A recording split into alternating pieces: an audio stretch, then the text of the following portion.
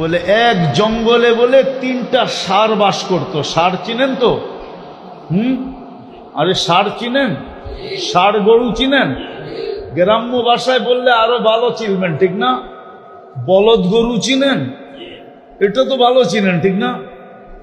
একটা ছিল সাদা, একটা ছিল লাল, একটা ছিল কালো। আর আগে আমাদের দেশের বয়স্ক মানুষ তো নাই, 1-2 জন দেখা যায় হয়তো, এরা জানবে কিনা তাও জানি না। আগে আমাদের দেশে আল্লাহর নামে গরু ছেড়া দিত, ঠিক না? ও সবার খেতে খাইতে থাকতো, কেউ বাধা দিত না, কারণ এটা আল্লাহর নামে ছেড়া দেওয়া, ঠিক না? খাইতে খাইতে এমন মোটা হইতো, রাস্তা দিয়া যখন হাঁটতো মনে হইতো একবার এই দিকে দুইলা পড়ে গোস্তের ঠেলায়, একবার এই দিকে দুইলা পড়ে গোস্তের ঠেলায়, ঠিক না? আর চর্বি এরকম মনে হয় যে তেল চামড়ার উপর দিয়া বায়া বায়া পড়তেছে, ঠিক না? কি মাঝে মাঝে হয়তো বেশি একটু বয়স হয়ে গেলে গ্রামের মাতাব্বররা মিলা ওটাকে জব করা দাম ধরা ওই দামে আবার 2-4টা কিনা একবারে ছেড়ে দিত, ঠিক না? এইভাবে করতো না?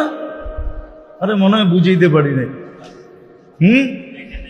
এরকম জঙ্গলে 3টা, একটা সাদা, একটা লাল, একটা কালো, জঙ্গলে খাইতে খাইতে সেমন নাদুস নুদুস, চুটগুলা বহুত বড় হয়ে গেছে এখন সিংহ, কিন্তু 3টা চলে একসাথে, চলে কি একসাথে চলে। তো সিংহ ভাবতেছে হ্যাঁ গোশত না জানি কত মজা, রক্ত না জানি কত স্বাদ, কিন্তু 3টা তো চলে একসাথে, খাওয়ার তো কোনো সুযোগ নাই।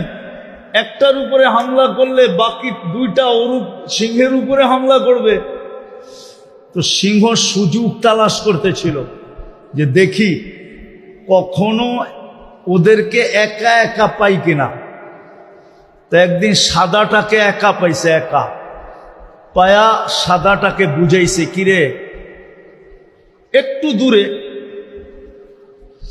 বলছে তোর কারণে পুরো জঙ্গলটা আলোকিত, তুই কি কোনোদিন তোর শরীরটা দেখছস? তুই যেই ফকফকে সাদা, আমার জঙ্গলে তো সূর্যের আলো রাত্রেও দরকার হয় না তোর কারণে, তুই এরকম ফকফকে সাদা, আর তুই চলো সেই কাইলার লগে আর এই লালটার লগে, এটা কি শোভা পায়? তুই আর লগে চলস? এমন পট্টি পড়াইছে